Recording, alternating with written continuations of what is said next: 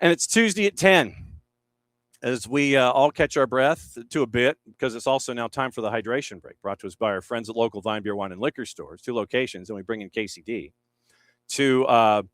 Now, do you wish to join in the hydration break? Are you properly hydrated? I'm hydrating with my coffee. Mm-hmm. How are you? Incoherent. Thank you for asking. Same. Yeah, I'm right there with you. Couple of things I wanted to get into this morning with you. It's good to have you in one location where I know you like the globe-trotting aspect of everything and catching up with you in hotels, but to have your feet firmly planted inside the casa, I'm sure is a plus. Yes, for a few weeks at least. Whoa. All right. So I want to get into Sporting Kansas City and Houston. I want to get into that matchup because there were a couple of things that I picked up, and this would be where we get out your whiteboard. Hashtag. This is where we get out the hashtag, pun whiteboard. Because I noticed some things on tape and in your call that I wanted to kind of break down in the 2 goals. I also wanted to kind of get your thoughts on Leagues Cup. And there was the Jenna Niswanger transfer, just the fact that it's a 6-figure transfer on the NWSL. I wanted to kind of get into that a little bit. It's just kind of like newsy notes and headliney things.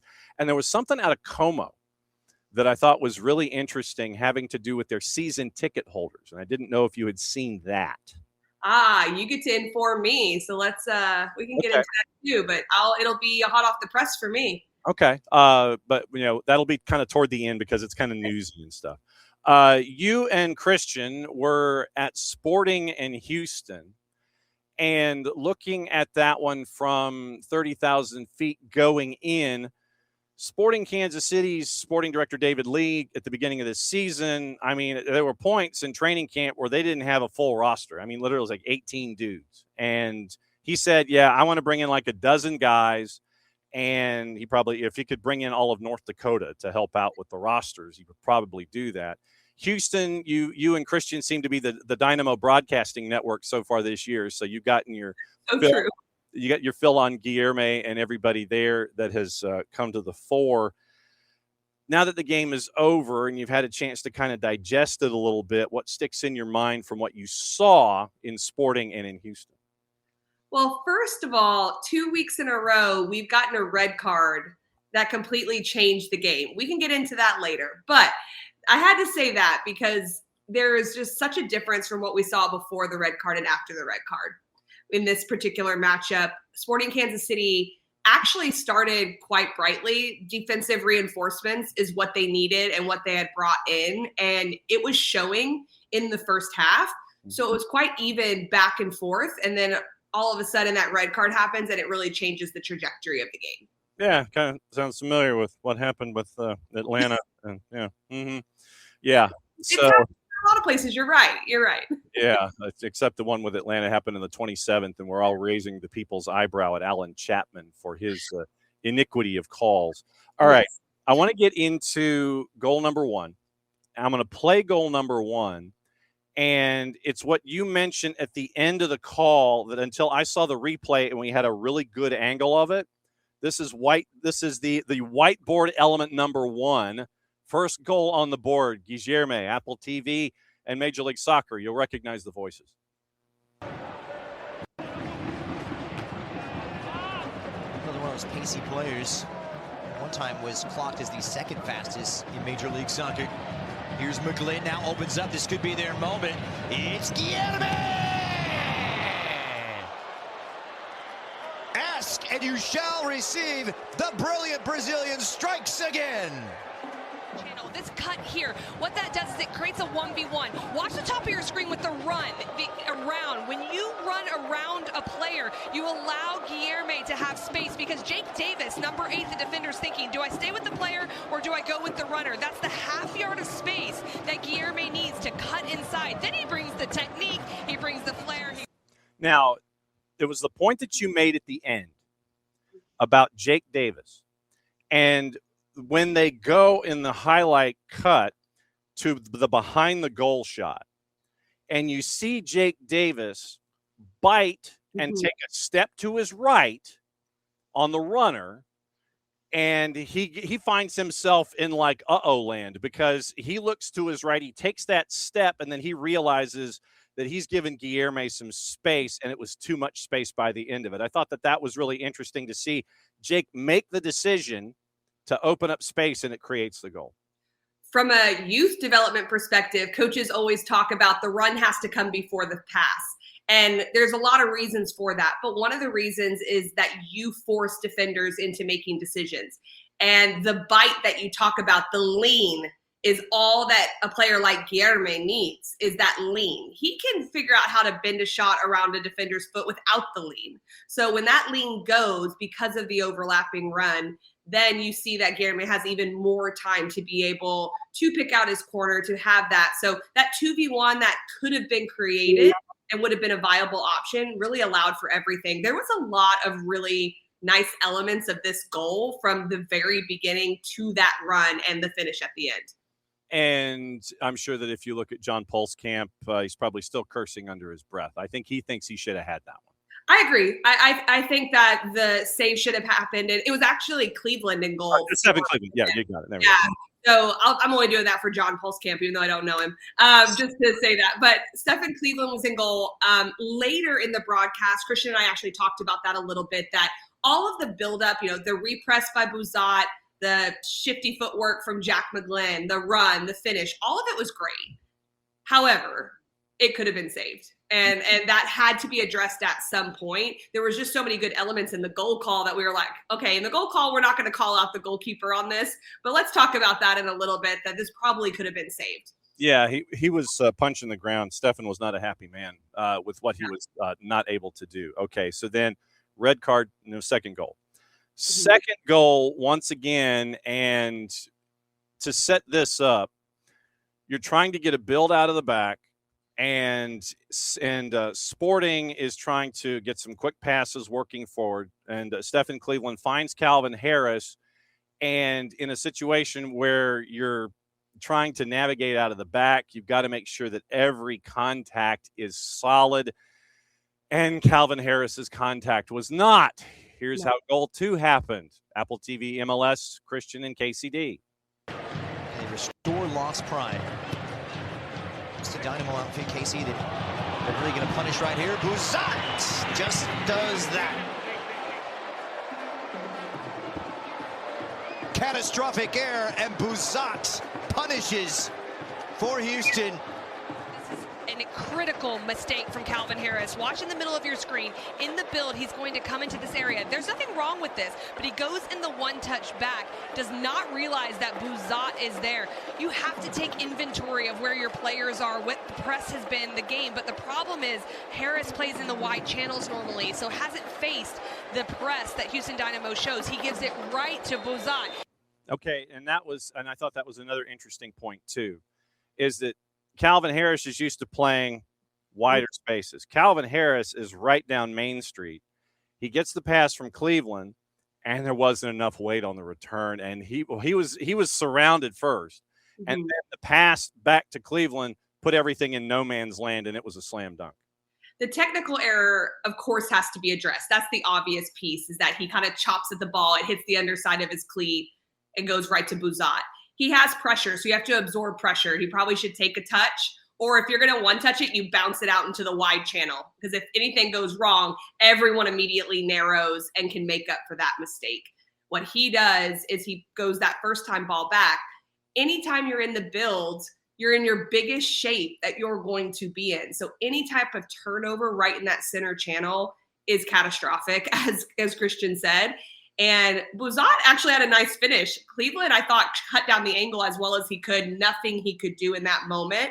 But it speaks to how Sporting Kansas City wants to play. They want to be fluid. They want to move. But we've really never seen Calvin Harris get into the 6, into the defensive midfield position. So that was a little bit rare that we were seeing him come into there. And it really hurt them. And it was tough, honestly, John, because the first half for Sporting Kansas City, everything that had gone wrong versus LAFC, they were doing well. They were repressing well. Their rest defense behind the ball was good. Their center backs were stepping into space defensively. It looked like a really even game. So it just completely changed in the second half.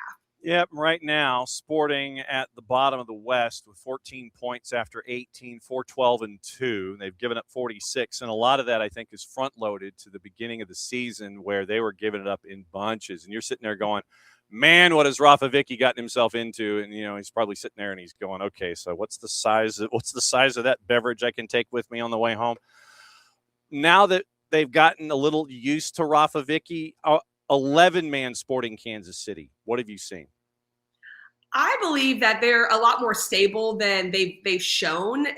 When this red card happened, honestly, John, it was like, what more can go wrong right now? Like, can they catch a break? Because of how the first 45 looked. I don't claim to not be an optimistic person. I definitely am. So I'm always a little bit of a glass half full person, analyst, however you want to look at it. Yeah. But I actually do believe that they showed some really nice signs bouncing back from LAFC into this game to solve the issues with Moises Mosquera going into the center back role next to Blorian. 3 changes on the back line, which is incredibly hard to find your unit work quickly, but they did. The problem is there's that mental lapse of I'm on a yellow card and I'm going to fly in on this tackle on a second yellow right before half when everything has actually gone well. Anytime you talk to other coaches, they talk about Joveljic. They talk about the interchange in midfield and how the attacking group of Sporting Kansas City causes problems for teams. It does, but they give up too many goals. And that was being addressed in this game until the red card. And it's just almost impossible to hold off a team like Houston. Not that they score a ton of goals, but they're incredibly efficient. And thank goodness Guilherme got the all-star nod because I would have been up in arms if he did it. I was like, come on, this guy, what else does he have to do? But a team that's efficient like that, and that seems like they don't really get rattled if they're not scoring, they eventually found that breakthrough. Houston right now, they're in that chase group. You've got the group at the top of the Western Conference, 3 teams, 34, 34, and 33, Vancouver, LAFC, and San Jose. Houston's at the top of that chase group. Right now, they're in 4th at 9-6-2 after 17 matches. And it seems like all of the turnover and all of the acquisitions and the unhappiness of Ben Olsen having folks jettisoned and apparently he wasn't told, that seems to have been at least papered over here in the midterm, 17 matches in. And right now you're in that final, you're the top 4, you're 4th right now in the West. We've been a bit of a fly on the wall with this Houston Dynamo team, and have had a lot of conversations with Ben Olsen throughout the year. And one thing I always appreciate about him is how honest he is about himself, his team, the league, the status of where they're at, all of it. And so we've had that front row seat in a lot of ways. The major turning point for Houston was mid-April. I believe it was the 17th or 18th of April. I can't remember the exact date, where they played Orlando City. And Christian and I were on that game. And right before that game, they were leaking goals. They gave up 6 goals to Colorado just prior, a week or 2 prior. And Ben just said, something has to change. He wouldn't really tell us what tactically he was going to change going into that game, but we saw it. He went into a 4-back system. He figured out how to play with 2 blocks of 4 or 4-5-1. He switched it up, and just to make it more difficult to score goals and trust the transition game. It didn't completely work in that game because it was a draw, but they stopped leaking goals. And then from there, they went on one of the best runs we've seen. And so he really started structurally from the back and then said, okay, our big players have to show up. Now they're trying to get a little more sustained possession with not giving up defensively still. So they're stepping into that. They're growing into that. And it just continues to get better for them. Yep. That is Whiteboard Chronicles, hashtag. Well, because, Jason would bring out, he has a magnetic board. And so we would call it the Whiteboard Chronicles because he would sit there and he would look at things and break things down. See, and this is where now with you, we're encouraging you to find that whiteboard or that dry erase board. I know. Maybe when I'm in Dallas and Austin this week, I got a lot of days on the road without games, but I'm on the road still. Maybe I'll go for a little search. We'll see. Just something maybe the size of a lyre, one of those. Like order off Amazon. It's not that hard. Yeah. So that one of those things where you can sit there and draw and go, see, I made a picture. I got rid of all of that when I stopped coaching. I did. I had so many tactics boards. But now that you're in the color seat, and you're sitting at the adult table doing analysis. Man, like I said, and I will say this to anybody who's listening. The next thing I want to have someone, and especially maybe the folks with Apple or whomever, college or whatever, because I mean, shoot, we got college soccer coming up around the corner. Oh, I know. Are you going to say a telestrator? I think you're going to say like kind of, sort of. What I want is you in a studio with a big video board. And so that way you can break things down using, not necessarily. We need both. Let's get this rolling. Like we need that. I love that. We did a little bit of that with the ACC championships last year. It was like an in-game telestrator, the iPad, but in studio, it's even easier than when you're on air trying to do it. Mm-hmm. And sending it back to production and getting it on air. The studio telestration, I would totally geek out on that. So I'm with you. That's the thing is I'm thinking of like the big 8-foot video board, 8x8. And so that way you can sit there and walk folks through things. And if you don't necessarily have to touch, but at least you can ISO and they can do all the fancy graphics and everything. Sure. I think you'd be deadly inside a studio with the big video boards. Anyway, that's my sidebar. Thank you. Okay. Now that we've gone through that in the Whiteboard Chronicles, Leagues Cup is coming up. And it starts tonight, and it's like half a dozen matches per. And it's the opportunity for Liga MX and MLS to go up against each other. And in the conversations we've been having about Leagues Cup specifically, it's an opportunity for Major League Soccer to move up the ladder a little bit. Larry Berg is going to be announced as commissioner at noon as a part of the next phase for Major League Soccer. And I think it's really that this is the chase for number 6 or number 5 on a worldwide stage. And Liga MX and Major League Soccer are both trying to climb that ladder. When you look at Leagues Cup, what are you looking forward to the most? A lot of games. We got really spoiled with the World Cup. So I am excited not only to call a few of these group games. I have 3 games this week with Christian, but to be able to watch a lot of games again and even see more of the Liga MX teams, I think is a lot of fun. So from an analyst perspective and also a fan perspective, just the amount of games that we're about to have in the next week, I think the coaches would disagree with me in the middle of regular season how many games there are.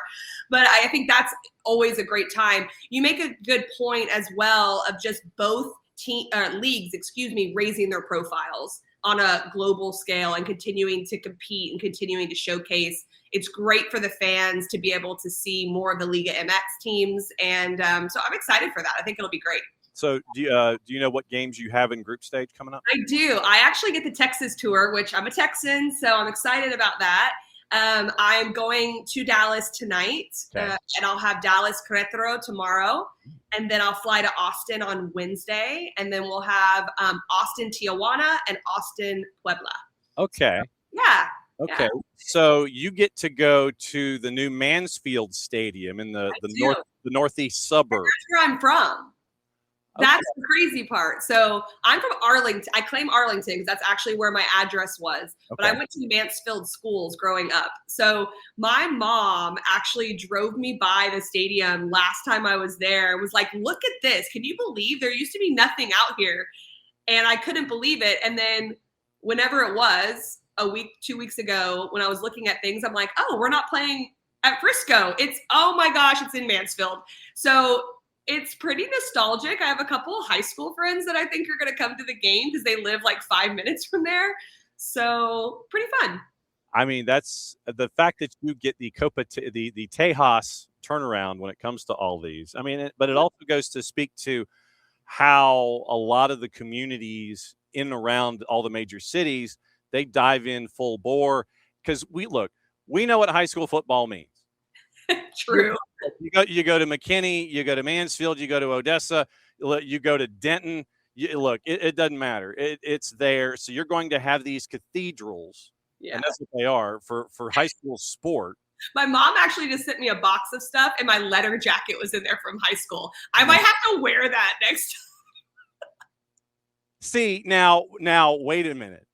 Now, I was like Friday Night Lights football, like even though I grew up in the city, like it was big. So sorry to interrupt you, but I had to. No. You have to now take that on the trip because when you're there, you've got to wear it for your on cam.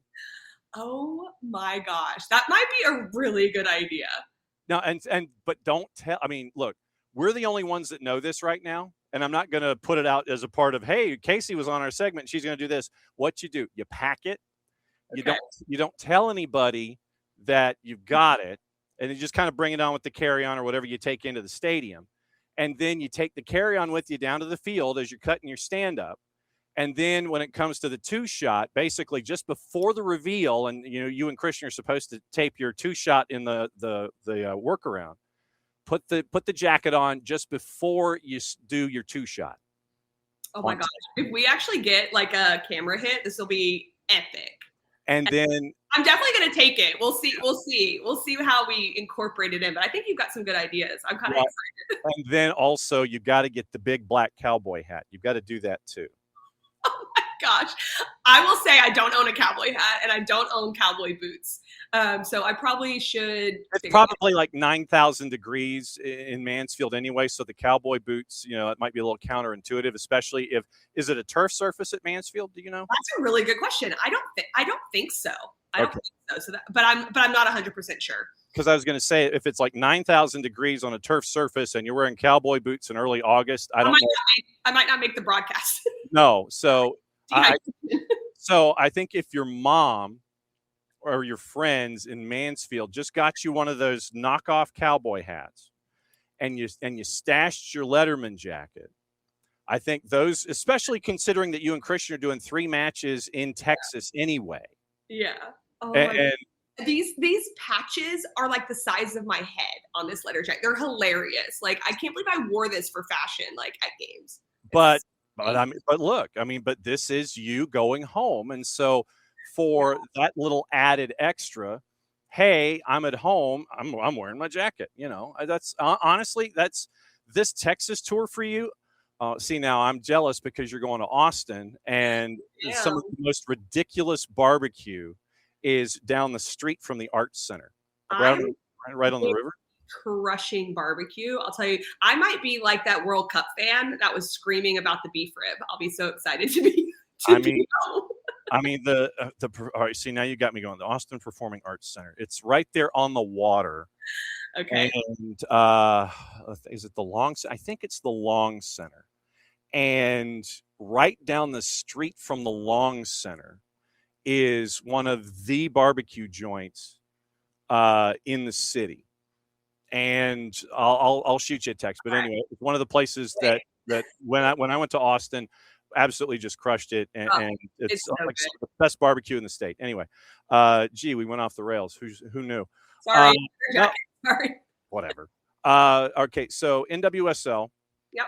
I wanted to ask you about 6-figure transfer fees.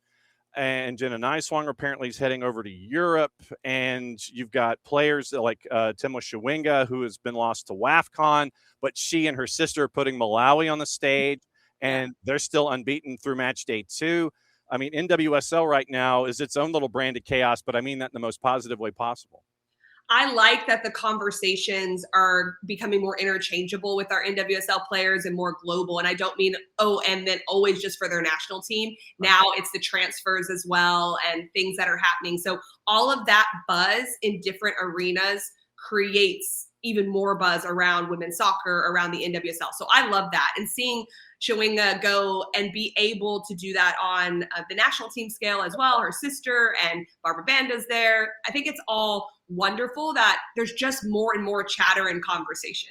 Yep. And that's what I love. The money piece as well, continuing to grow the investment, bringing players over, not just international players, but bringing our top players back into the league and showing that there's some back and forth because Sam Coffey went from Portland Thorns and now she's over in England with Man City. It's like, will she come back at some point? Because now that money piece is even more there, the investment. So I'm excited to see Jenna Niswanger back in the league. I mean, she is such an incredible player. So I think that'll be great to have her and great for the fans. Okay, last topic. How many times have you visited Como? One time. Okay, so you just went for the one time. One time, last December. And the pictures were amazing, and it's out of control. And I should have told you to get like some scarves and stuff and bring them back. Okay, so they qualify for Champions League for the first time ever. Cesc Fabregas is in charge. There is a new rule now. If you're a season ticket holder at Como, your season tickets will be revoked if you fail to attend 4 home matches under a series of new rules that have gotten the fans all bent out of shape. If you miss more than 3 without what it considers a valid reason, risk having their season tickets revoked. Another new rule bans fans from wearing the opposing team's shirts or scarves anywhere in the stadium except in the away section. So what do you think about those 2 rules? It's the first time I'm hearing this, so this is real reaction. I don't mind the be in the away section if you're wearing the away section's colors. I don't know how you can always police all of that if they buy tickets. So that's going to be interesting, because if you buy a ticket, you buy a ticket. So I don't know how that's going to work, but I understand the logic of like keeping it in the away section, and whether that's just because or for safety or whatever, if people get a little bit rowdy. Mm-hmm. So that's not something I do think will be easily policed, but maybe it's a best practice they would like. I don't know. Maybe they're just throwing it out there. So that's what I would think, because I don't know how you do that if they buy a ticket. As far as the how many matches you can make, I mean, that's really difficult, because I think you're still talking about the pay. Like if you're a paying customer and you pay for those tickets, they're your tickets. And so I just don't understand how that's going to all be enforced unless they have you sign something that when you buy them, you're willing to abide by that. So will that affect overall season ticket sales because people don't want to agree to that? I think it's interesting, and they're a pretty powerful club right now, and they're doing a lot of really great things, but I'll be interested to see how that plays out. Yep. And what was it like? Because the stadium in and of itself and where it's positioned, I mean, it is flat gorgeous. It is. And when you went over and you got to sit there and go, hey, I'm at Como, take your pictures and everything.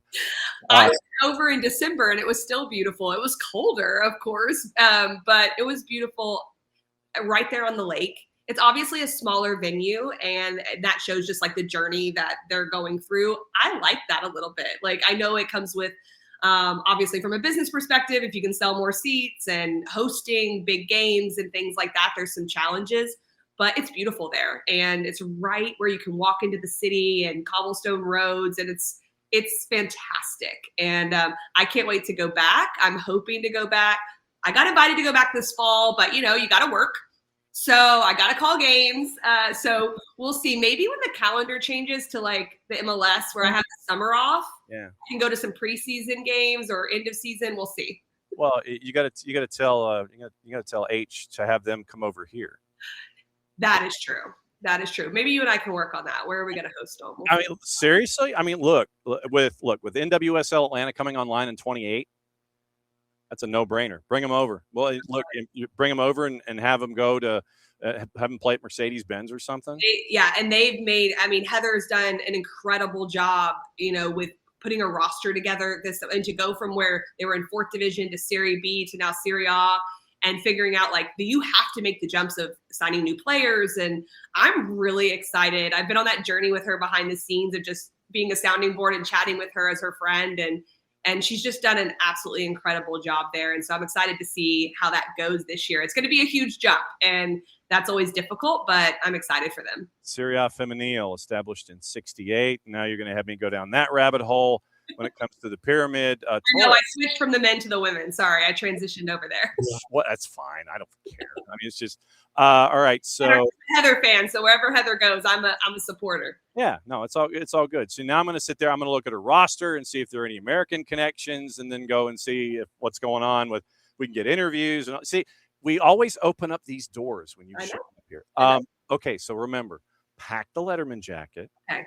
And see if someone back home can get you a cowboy hat. Because like I said, if you're doing 3 matches in quick succession in Leagues Cup, for you, it's going back home, and you can sit there and and look the part, and Christian will look at it. Yeah, some combination of all of that needs to happen, like in some way, shape, or form in this week. So I think that would spice some things up a little bit. I'm on it. Text me when it's going to happen, so that way I can watch it and I can see if I can pull the video and we'll run that as a part of it. It's always great to see you, my friend. Safe travels and enjoy Copa Tejas Leagues Cup style. And we'll catch up with you soon. You know the door's always open. Doesn't have to be now, but it's always now. Sounds good. Good to talk to you.